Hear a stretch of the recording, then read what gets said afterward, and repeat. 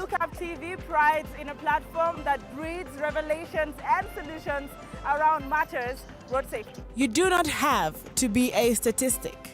Strive to arrive alive.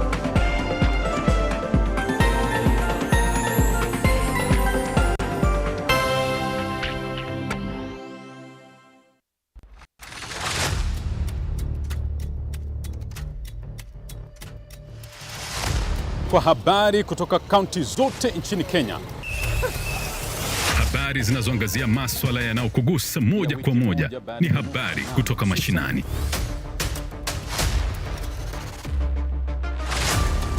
Tunakujuza kuhusu uchumi. Hakuna haja ya kupiga kura. Tunapigia viongozi gani? Na sisi tunapata tabu. Kilimo. Afya. Sisi kama wahudumu wa afya ikifika saa 6 usiku hatutakuwa kazini. Uzalishaji na siasa katika kuelimisha na kutoa hamasa ya kipekee. Tunataka uchumi wa Kenya usaidie mkubwa kwa wadogo. Ungana nami Lame Kaungo ninapoleta taarifa hizi hapa Look Up TV.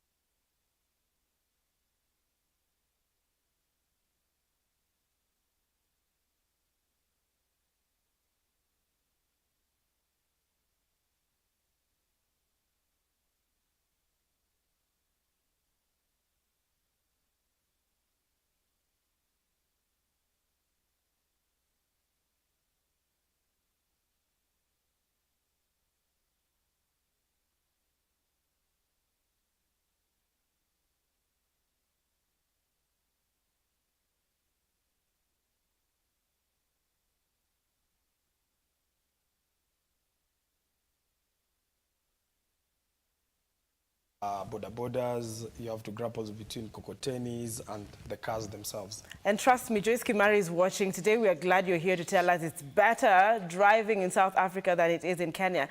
Joyce watches me from South Africa and she says, Ankey, if I come back home, I'm probably not driving on those particular roads. So we're waiting to hear more on the behavior and attitude and how then it's influencing the safe mobility. Once again, just to ask, what other hats do you wear besides the counseling psychologist hat and basketball coach? Is there something I left out? I think for today, we'll just go with that. But I'm more passionate when it comes to psychology matters and sports matters. I've been in the sports field for quite a while. And psychology, that's my forte, and I love working with kids a lot. Amazing. And yeah, I'm happy that I'm able to be here with you today and just share about our cultures and attitudes and how best can these be changed so that you can have safer roads. Great. Thank you so much, first, for creating time, and we're looking forward to that conversation. I'm glad that you set the pace as rightfully should be. So we'll be coming back with that conversation with Mr. Zedekaya. What are your questions? What are your concerns? Talk to us. Use the hashtag #TheMorningDrift. But first, let me go into the roads and he has said the traffic was a bit okay through, his journey here. But let's find out if anything has changed, as would once or twice or unpredictably would in 5 minutes or less. All right. Now at my 3 routes, real quickly, let me just quickly do that. I'll be using at my 3 routes. Nyanza traffic, I saw you're also very, active. On Twitter, I saw Nyanza traffic. I've seen Kenyan traffic. Road alerts KE, niko na shida na nyinyi, but let's have that conversation later. BRT buses plying the Thika Road route, or route if you like, reportedly have begun operations. Ta-da! Amazing. What do you guys think of the BRT buses? I think they look amazing. I think they are pretty. I think they're comfortable. But I also don't know what your experience has been. What I think mnaringa kuringa. But of course, how do you know more about the BRT? I want to go in and look at the thoughts and of course the conversations right below that tweet. Usually I like to see the replies, how people are responding to the development. But of course, that is on the BRT buses now plying the Thika Road route, reportedly beginning operations. Now, replies, Larindiwa is saying, Kwani, how many Thika Roads do we have? All right, what do you mean, how many Thika Roads do we have? Sinika moja, kuna super highway, na bado tunaenda tu Thika. I think it's just Thika Road. And of course, I can see Larry Ndiwa responding. That is Kim Davis responding and saying, he just said Thika Road route, never quantified. Why are people so bitter with minor things? Let things go. Watu, it is Thika Road route. So, kama unaendaga says the Thika Road. Okay, either way, utapitia Thika Road. Hiyo route, kama wewe ni mtu wa Thika Road, mnajua route Roysambu, Kahawasukari, Wendani, mnaenda hivyo mkienda hivyo Matujuja, si ndio, it's the route.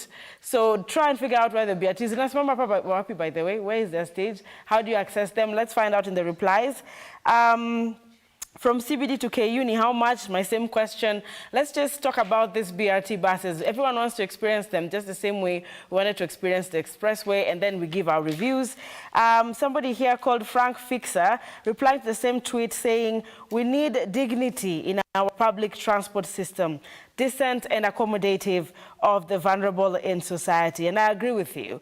These new buses, are they accommodating people with disability? Are they accommodating that kind of group of people as well? Children, I am glad they're here, but let's also do our review, okay? Thank you very much, Frank Fixer. Indeed, your handle says you're a fixer. And Abdallah saying, without ground clearance, these areas here are gonna get Kenyanized very fast. What do you mean? Saying, make buses with high ground clearance for African roads, enough to cross into the opposite lane. Are you saying we have designed them improperly? Hey, Kenyans, mtasaidika lini? Tukileta hii kelele. Anyway, this one is saying you need to have designed this for the African roads that we have. All right, let's see. But Abdallah, someone is saying Thika Road is just flat and does not have any malicious, huge substandard bumps. Well, I don't know. What is your experience in those particular vehicles? The good news, or rather a development, is that the BRT buses are now operational, especially along Thika Road, or Thika Road to Nairobi route, okay, or route if you'd like. But let me just leave that to you. Go back on Twitter at My3Roots has that entire conversation 22 hours ago thereabout, but it's a development on arriving alive. What are your thoughts? It would be so exciting. Kenyans in diaspora, what are your thoughts of the BRT buses? Will it work in Kenya? But I want to say they're working. It's really operational and it's taking shape. So good. Kudos to the transport sector. I'm here to hear what Zedekiah thinks. He's been laughing, throughout when I was talking about the BRT and the replies. But I'm also going to be checking the comment section live. Mombasa Road, let me check. Is there traffic on Thika Road, by the way? Do you think this is going to ease on the traffic on Thika Road? Zedekiah is saying no, but we'll find out. Mombasa Road is smooth, no traffic today, and true to it, Simba told me as well that his travel here was easy, smooth, and most of you guys, if you followed the traffic updates, would say ilikuwa nywe. Good news then, Mombasa Road could change, however, like that. So right now, if you want to leave the house, I would advise that you leave now, so we don't have developments happening in the next 5 minutes, and it's bumper to bumper. Thank you very much, Ani Mwende, for letting us know that Mombasa Road has been new for a while. Mombasa Road leo imetuhurumia. It's very clear. That is Betty Maggie, just echoing what Annie has said. Mombasa Road, I think it is party. You guys are partying on a Wednesday. What has happened, you guys? Is it Beatriz ko Mombasa Road? Amabado. Okay, that is good news. Fuel. That is already something to talk about on Arrive Alive. And on behalf of all passengers, I know we are afraid that the fare hikes are about to just, be felt in maybe next few hours. We don't even know how the matatus wametupangia ama tupangwingwi. All right, so fuel prices up by 9 shillings. Reality dawned, boom, 9 shillings. Wasewama 3 na wasalimia sana. Wale watu wa personal car, magazla. How are you doing today? Simba, I know you have a gazla, bro.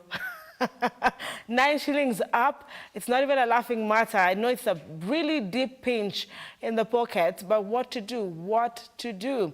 This is the reality right now as we are speaking. 9 shillings up for fuel prices in the country. Also a major concern, but you can find out more. Thank you, Moon Jaru, for that update. Lakini bado kutakuwa na jam Mombasa Road kama kawaida, so ujue tu traffic inakula fuel na bado fuel inapanda. What then is that psychological effect on the drivers? We find out. Might you guys want to opt for cycling? Nimeleta cyclists hapa. Pia kuna ile haitumii fuel, ile tulitumia electric. All right, let's find out if there's going to be options you might need. What is the psychological torture? I might be laughing on air, but drivers are honestly stressed right now because the economy of this country is pretty much pinching each of us in a way or another. And of course, I'm told here, Kiambu Road is busy as well. Jeff Courier M, Asante Sana, how are you? Today I feel like calling everyone bro. I feel like we're a family. I hear men don't like that word when it comes from a woman. But on a light note, Kiambu Road is busy as well. Jeff Courier just letting me know that it's not very good on Kiambu Road. GM kama kawaida iko locked. Cars are using expressway from Cabanas, then out at Southern Bypass or Capital Center, then smooth into town. So good news there. You can maneuver. Worms Kenya, that is the Twitter handle, updating us via @3routes. Pardon me if I did not reiterate that I am using @3routes as my main source of information, retweeted, of course, from your respective handles. And Kiambu Road is busy, and GM kama kawaida iko locked. Cars are using expressways from Cabanas, then out at Southern Bypass or Capital Center. Then there's a smooth roll into town. Cool stuff. An accident on Thika Road between Tata truck and a private car at Kahasukari, causing a huge traffic there. Cops are already there. Thank you, Gigit. Your Twitter handle is quite interesting. But there you go, an accident on a Thika Road between a Tata truck and a private car at Kahasukari. So in case you are, following and you want to leave the house and you're watching me from Kahasukari, maybe slightly, hapo KU, maybe you're using the bypass. Kahasukari doesn't look so good if you're going to the CBD long Thika Road. There's been an accident there. So poleni sana. But a good question here, food for thought, as I get into the conversation after a short breather, is a tweet by Michael18341. Michael, when am I hosting you? At my 3 Roots, tap Michael for me, DM him for me. I want to host him. I like his sentiments on road safety. And today he's asking, pardon me, Kenyans, why squeeze yourself in an already full matatu? Question mark. And I'll leave it there. Why would you do that? And yeah, mimi sita songa. Empower yourselves, passengers. Si eti nini, safari bora ama bora safari. Why squeeze yourself in an already full matatu? Good question. Thank you, Michael. I take a short breather and I come in to find out if we are mentally okay in those buses, behind those wheels. And who are you sitting next to, by the way? Have you ever asked somebody, how are you today? We'll find out shortly after this break. This is the Arrive Alive.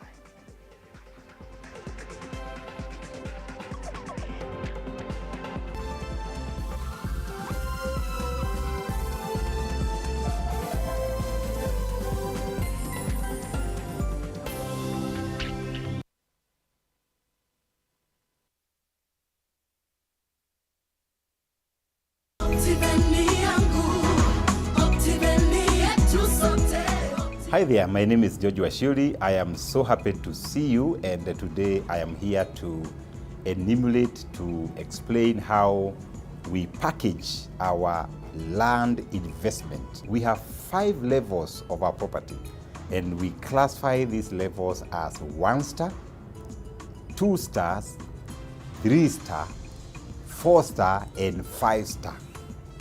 This is what we mean, that if you buy a property that is 1 star with Optiven, one of the things that is evident, the property is cheaper, is below $500,000. And this particular property is basically bare land. We only do subdivision, put the beacons, and then produce titles. The second level, we call it 2 star.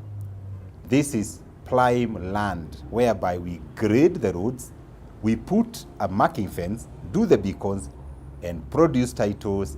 The third level, we call it 3 stars. This 3 star is value added plots. We do the malam, we do the water, we do the mesh fence, and there's a caretaker on site. The fourth level is 4 star. 4 star is ready to build development. We do very nice maram roads, we plant the trees, we put the water tower, we also put a caretaker on site, and finally, the 5 star. The 5 star is premier, is the top level. And this one, we do cable roads, we do water management through underground culverts, we do underground power, we do fountain for water, we do beautiful and nice permanent gates, we do perimeter wall, and also do install the CCTV, and the whole property is manned by uniformed security. Some of these properties, these 5-star properties, we do a clubhouse and also construct swimming pool. Thank you once more for trusting Optiven. We value you. We are at Absa Plaza, 14th floor and 15th floor. God bless you.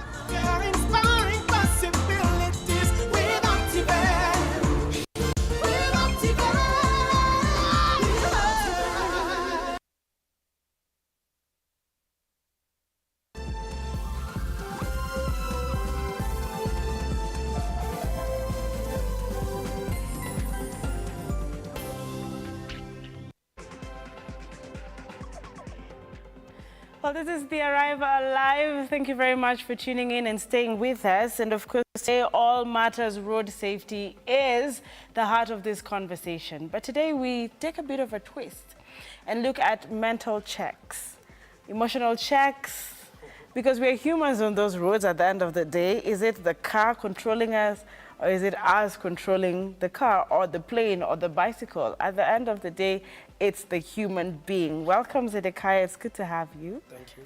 And one thing that I want to appreciate that you have, chosen to really help us understand behavioral patterns and attitudes. And perhaps you can start by defining that and why it is important as far as safe mobility is concerned. Yeah. I want to take you back before the break. You asked the question. Yes. Why squeeze yourself in a full matatu? Oh, yes. Yes. Ndio nifike haraka. Ndio ufike haraka? Yes. Utafika kweli? That is the Kenyan mentality, because the car is already full, so it will not go stopping. So let me squeeze myself, imejaa, ndafika. Apparently, Zedekiah, sisi hatujapanda matatu. You see, when it's imejaa, somebody's just alighting 5 minutes into the journey, and the next 10 minutes, and then the next and the next. So what a mentality. Yeah. Let's start with that. Your mentality, Kwanzaa. Let's start with that one. What did you say about that first mentality you have picked right now? First of all is the culture that we have as a society. We are not cultured enough, because we are used to doing things wrong to an extent whereby now, if we tend to do anything right, then that turns out to be the wrong. Oh, really? Because for an example, we know that these are 14-seater matatu. It needs only to carry 14 people. But we still agree to be the 16th, the 17th, and the 18th passenger. So, and that has been the culture for quite a while. And if you look at even some of the law enforcement agency, they don't enforce this. They'll get in there, they'll be given 50 shillings, then voila, the car will go past and it will go. So first of all, our culture, because you see, attitude is a perception or a way of thinking, of looking at things. So we have developed a very, very bad attitude when it comes to even our own safety. Yeah. So that is why it is so dangerous to drive on our roads, and that is why we have all these problems that are being caused. I was trying to look at a survey that was out last week, and they were saying that close to 12,000 people have died since the start of the year up to now. 12,000, probably more. More, yes. Those are just maybe the ones that have been recorded on our roads. And it's quite devastating to have such numbers. Yet these are things that can be prevented. Because, for an example, everybody's always in a rush. Sometimes, sorry to say this, a friend of mine, I think we're walking in town, the CBD, and he said, in Nairobi, the only thing I've noticed is everyone is rushing, but where to? Yes. Yes. So that is always, because you see, 5 minutes can make, not even 5 minutes, 5 seconds can make a very, very big difference. Like, for an example, now, a traffic jam, like, let's say, we're being told that there's an accident between a car and a Tata lorry somewhere in Kawasukari. If somebody just holds for like 30 seconds for the car ahead of him to just pass, and then it will ease traffic. But you see, somebody wants to come in, the other guy wants to come in. So at the end of the day, there's congestion, nobody's moving, you're all stuck. So also that goes into our attitude in terms of just not being able to just let somebody go ahead of you. I know. So it's always a race against yourself and the people around you. And at the end of the day, instead of helping the situation, you're just causing more mayhem into the situation. You know, Simba said something when we were just about to begin Arrive Alive, and what he said was just what you have said. In Kenya, if you are driving professionally and you're doing everything right and you're following the traffic rules, you're the worst driver in the country. Yes, because for example, there are a lot of traffic lights. The traffic light is saying red. It means you need to halt, as much as there's no car ahead of you. But you'll find a driver behind you hooting, wanting you to go past the traffic light. Yet it's clearly stating that halt. You need to hold fast. It's not your turn to go. So these are some of the things that you have adapted over the years. And I believe our biggest downfall comes from the implementing authorities. Okay. And these are the traffic police, because they have not been able to crack down the whip the way they're supposed to be cracking down the whip. I remember when we had the late Mishuki. Yes, yes. He was at it, and things were really, really streamlined. And currently, we are not seeing that goodwill. And that is why we are seeing so many deaths, so many traffic, and even just illegal use of safe pathways, even whereby pedestrian walkways? Yes. And you'll find border borders doing what? Going through that as if that is their lane. So, and actually hoot. Hoot, yeah. At the pedestrian. At the pedestrian. Yet it's very, very clearly indicated that these are pedestrian pathway.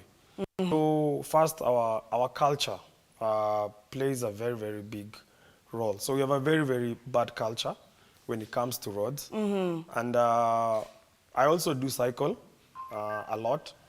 And as we cycle, we have tried to come up with measures to just ensure that also cyclists are taken care of, and even the motorists take care of the cyclists.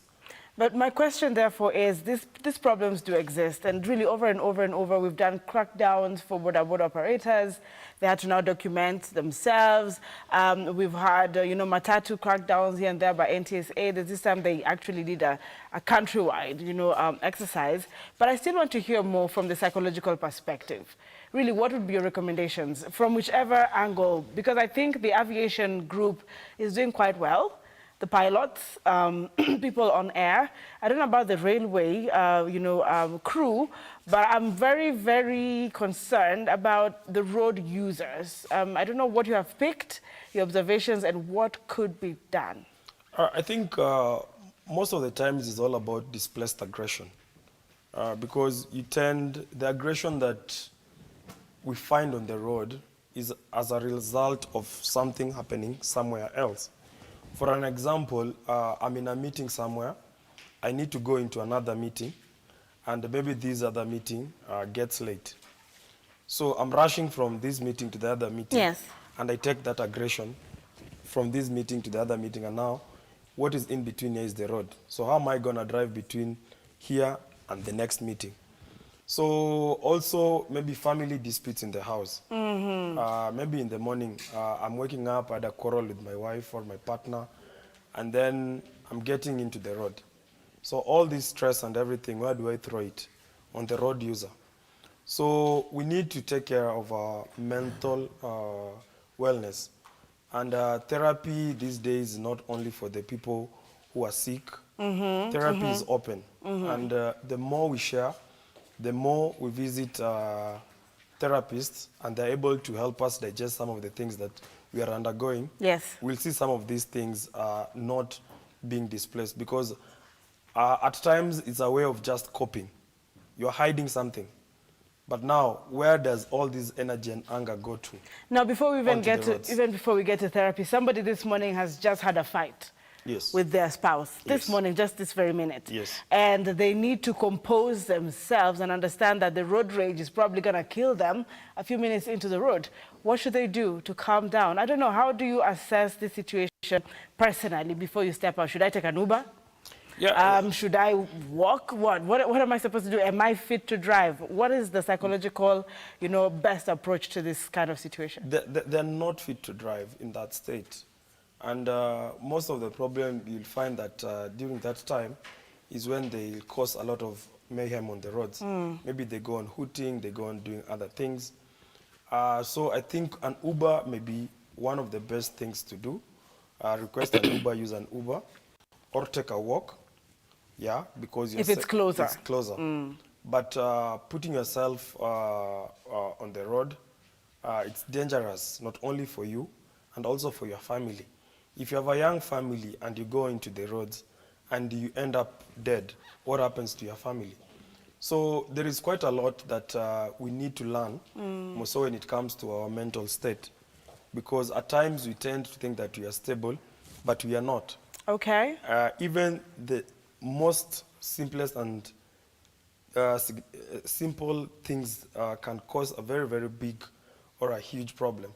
As I told you, Yes. 30 seconds, just a split seconds to make a decision, can either break or make. You see? Because if I just decide just to hold for 30 seconds and let this car pass, then I can save my whole day. But if I just decide, no, I'm not going to give them, then they come in crashing on me. What happens? It means I'll not have my car, maybe for a month, because I have to go to police, I have to take the form there, I have to consult my insurance, it has to go to the garage. You see, all these things. And when all these things are happening, they're agitating you. And once they're agitating you, it means you are losing in one way or the other. So you could have had your car for these 3 months, but now you're not going to have your car for the next 2 months. Because of 30 seconds. 30 seconds. That you could have just spared and make sure that, okay, this car can pass, then I'll go. And one of the major things you have highlighted is road rage. We see that all the time, between matatus and private vehicles, bodabodas, matatus. And I've really been pondering, I'm thinking, can't we just resolve this thing? Now there's fuel prices. Everybody's coming from their homes with their own frustrations. I don't know how deep your pocket is. You don't know mine. And I remember when there was the queuing. Remember when there was a crisis? Yes. Oh my goodness, what kind of attitudes were we seeing on the roads? Now with the fuel hike, 9 shillings up. Don't you think the psychology is messed up right now? Mentally, people are not fit. It is, but Kenyans are very, very special. Oh, are they? Yes, because for an example, sometimes back there was an increase in alcohol.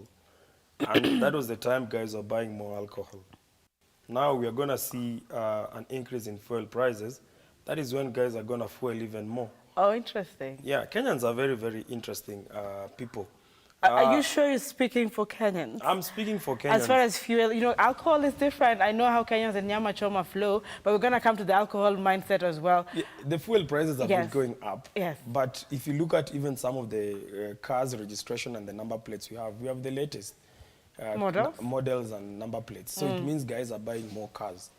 And you see even the government is also like trying to ensure that the roads are okay, they're modern and stuff. And this is giving people more confidence to even go take more loans and get more cars and stuff. So instead of us solving the traffic situation, you're just increasing the traffic situation. Because at the end of the day, we need to resolve into more efficient ways of transport. Like, for example, you're talking about the BRT, and I was laughing. It was supposed to be more of a rail BRT and not the bus. Because at the end of the day, as a driver, this is my mentality as a driver. As I drive towards Thika Road, and then I see this red line, there's no vehicle there. So will I just stick to my line here? No, that's a lie. I'll get into the BRT line, I'll use it all the way, and when I meet that BRT somewhere along the way, I'll just cause traffic to it. But you see, if it was rail, it means the car cannot run on the rail. So always it will ease transport, and people will prefer to use the BRT than the car. So what you're saying is pretty much a bit of misdirection there. We have not solved quite what we wanted to solve. Nothing has been solved. Nothing. And you know, like the matatus we have, if the matatus use the pavement every single day, overlapping every single day. So what about a clean path of road, well tarmacked, only just marked with a red line? All the 44 matatus will be just on that line. Yeah. So the government has not solved anything when it comes to the BRT. I think. But Zedekiah, don't you think there's something we can do besides, okay, the government has done its parts, that's what they thought was best. Isn't it a matter of discipline? Again, we're coming back to matter of psychology, attitude, and behavior. I believe some countries could hack that. You know, I believe some countries, a driver would not think in any way of joining that road if it has been set aside for that special category. What is wrong with Kenyans? Because the law enforcement agencies are the ones that are not going to enforce that law. You speak with so much confidence. Yes, because at the end of the day, for an example, when you eat something in a matatu, you tend to do what? Throw it out, which is not supposed to be the case. Yes. I was in Rwanda, and somebody ate something, then threw it out the window. The driver took an emergency brake. Emergency brake. Yeah. And made the passenger go pick. Great. Because if that had not happened, then he was gonna be fined. And you see, they're like traffic police, like in every 100 meters, they're being monitored and everything. So everything is being enforced the way it's supposed to be enforced. And you see, that is a culture. Yeah? In Kenya, right now, we may try to enforce something. People will go out, demonstrate, cry. Then the government will back out. Like now, it's a political season. Yes, it is. They cannot touch other sectors because they know those are voting blocks for them. But lives are being lost still. Lives are being lost still. They cannot advocate for things that they need to advocate, but lives are being lost. So we need to enforce because we have the best policies. Yes, we do. Yeah, but now the enforcement part of it, you only come to enforce them when something happens. For an example, there was an incident in Rongai. That is now when you're seeing all the security agencies flying there and trying to make sure that they bring the culprits into book and stuff. But remember, these are some things that could have been prevented. They have reported some of these things 3 or 4 times, but nothing has been taken. So also in terms of our road safety and everything, we need to be very, very categorical in terms of how we implement, how we enforce some of these things. That is the only way we're going to change our culture. Because as much as an individual, I'll work on my mental well-being, but it's a collective responsibility. For an example, in a school setup, we may have different ways of thinking and stuff, but we have a culture that is set for the school, so that we know in school we behave this way, we do things this way. When I was growing up, there used to be KBS. I think it's still there. It's still there, the blue. But it's not the original KBS. It has camouflaged. What do you mean? Let's start with what do you mean it's not the original? Is it the hygiene or how it's being operated? Yes, it has come, because you see, we used to know that there used to be a bus that leaves from maybe Kayole to town at 12. Another one leaves at 6. So you used to be at the bus station at 12, and the bus will be there to take you to town. But that one is not there these days. True. You see, these are some of the cultures that have deteriorated over time, and that is why we have all these road menace that are happening now. Zedek, I only have 5 minutes, and you are so instrumental. I don't want to miss out on some of the things you think can be done. I know you've mentioned the authorities. You know, a child is being nurtured into this culture, so it's pretty much what the leadership is like in the management. And I'm glad that Samuel is watching together with NTSA, Kura Roads, Kenha, you know, the Kenya Police, all of them. Thank you so much for what you do. But perhaps there's more to do. Redirection. Yes. Kenyans need redirection, but in the first 2 steps, what ought to be done? Do we need more capacity building? Do we ever sit down with the stakeholders? What are your thoughts? How can we do a turnaround to this? Because it's very vital. It's very, very important, and we need to go to the primary schools, to the secondary schools, and start developing and building that culture there. For example, simple things like even like garbage disposal. We need to start training them in school so that when they are off school, they can practice these things. And that is how we're going to have safer environments for our kids to play in, for the kids themselves to live in. Same thing to road safety. We need frequent checkups, both mental assessment, physical assessment, and even road tests, so that people are eligible to do what? To get into the next level in terms of, because you see, like now, for an example, if I want to renew my driving license, there's no test I'll need to do. Oh, come on, don't say that. I'll just go to the NTSA portal, I'll just renew it online, they'll just send me the invoice, I'll attach it to my driving license, and I'll get back to the road. So what happens to eye checks, hearing checks? Do they get, I think they should physically now see people and assess them. Yes, so they need to even like give, you see, like now in the Uduma system, you need to apply time to go check fingerprints, do what. I think they also should come with such measures when it comes to renewal of driving licenses. You set up a date, you go there physically, they evaluate you, eye checks, ears, and all those things. Mental checks. Before they approve your renewal. If you're a drunk, if you're addicted to drugs, I think I would bring in a rule that says, or a law, if you're an addict and it's probably showing in the system, I don't know how it would, you're off the road. Not just alcohol blow, once in a while. But the government has a very, very integrated system these days, so it will be easier to flag such things. Is it happening?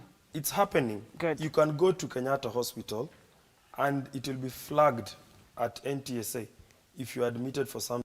So those are some of the things that can be checked and can play a very, very big part when renewing your driving license. Amazing. I'm glad that you brought that up. And also we're closing the electioneering period you have just mentioned. People are disturbed. Politicians, we read in some pullout, are suicidal, most of them. Pressure, etc. Fear, panic, anxiety. What did you say about being on the roads in this state as far as psychological attitude and behavior is concerned on road safety? Just as we close, just in a minute. They need a therapist on their side every day. They need to manage their anxiety every single day. They need to have somebody who they work with every single day, who they can talk or help them talk through. And that is why you see some of these top politicians trying to break down some of these things and make sure that other people help them to come up with solutions and not them doing it. So they just need to be careful. One thing I don't like, people hanging on vehicles when they're at full speed and stuff. Those are lives. Just talk to them. Just talk to them. Those are lives being lost and everything. So we just need to take care, because even after the elections, we'll have a country. And we'll have a family. We'll have a family, and we'll have lives to lead whoever wins the election. So we just need to take care and ensure that our roads are safe if you want to arrive alive. Amazing. I like when my guests end with that. Arrive alive. And we wish you all the best, even as you're traveling back to where you have come from, that you will arrive alive. And one thing that you have really said, Zedekiah, even as I close, is that at the end of it all, we still need those lives. We still have families. It's not like when you're moving to work, hapa katikati between 7 to 5, your family less, if there's anything like that. You don't have people who love you, who care about you. They still do. They even back at home praying for you so that you come back alive. And what are you doing with these prayers?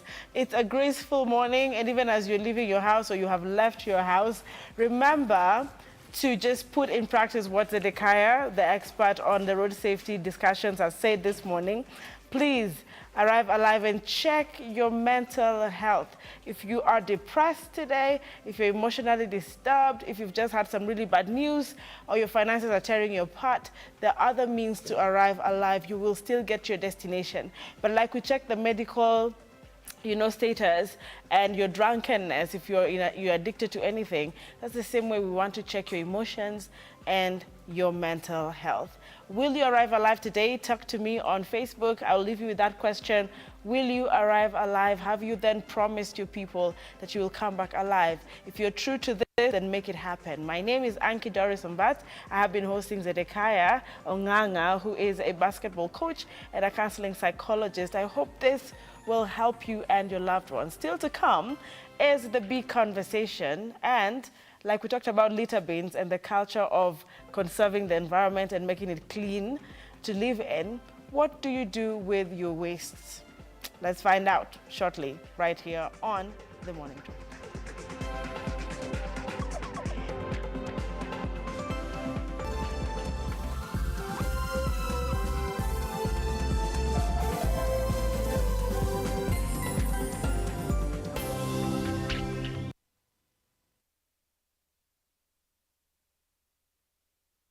Yippee! Kamata plotting at 349K.